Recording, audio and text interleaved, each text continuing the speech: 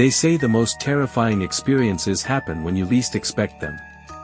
Tonight, I'm going to tell you a story about an ordinary man who boarded an extraordinary bus, one that he was never meant to be on. This is the story of the Ghost Bus. It was a chilly, foggy night in the city.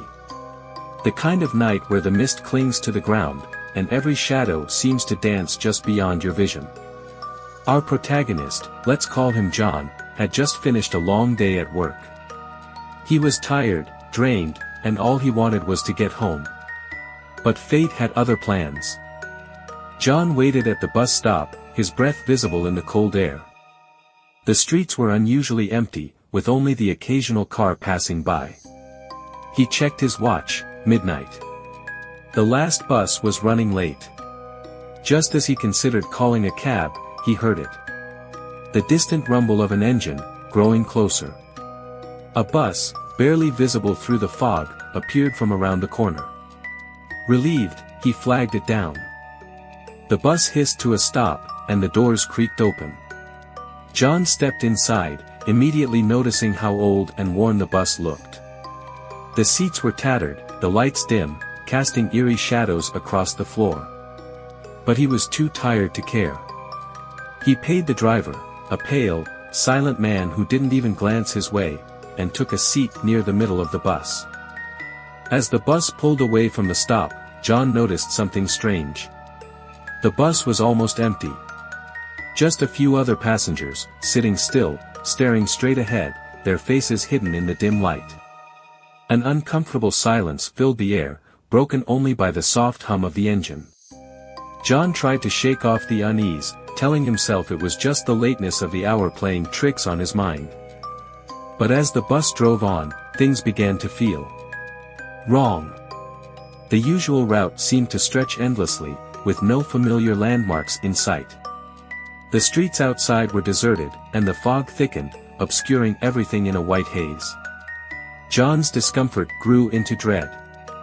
He looked at the other passengers, still motionless, still staring ahead, as if they weren't even breathing. His anxiety spiked. He had to know what was going on. John stood up and approached the nearest passenger, a woman sitting eerily still. He tapped her shoulder, but she didn't move. Not even a flinch. He hesitated, then slowly turned her face towards him. His heart nearly stopped. Her eyes were open, but lifeless, her skin pale as if she were dead. Panic surged through him. He stumbled back, heart racing, as the realization hit him, he was on a bus full of ghosts. He had to get off. Now. He rushed to the front, yelling at the driver to stop. But the driver just turned, his face as pale and lifeless as the others, and gave him a chilling smile. The bus didn't slow down. Instead, it seemed to speed up, the city lights outside blurring into streaks of white.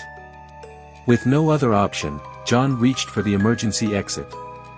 He pulled the lever, but the door wouldn't budge. The bus hurtled forward, the fog swallowing it whole. Just as despair gripped him, the bus screeched to a halt. The doors flew open, and John was thrown out onto the cold, hard pavement. When he looked up, the bus was gone, vanished into the night as if it had never been there. John was left alone on an empty street, shaken but alive.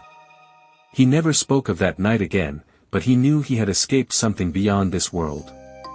A ghost bus, lost in time, still searching for passengers. Maybe even you. If this story sent chills down your spine, don't forget to like, share, and subscribe for more tales that will keep you up at night. And remember, next time you board a late-night bus, check twice before you sit down. You never know who, or what, might be riding with you.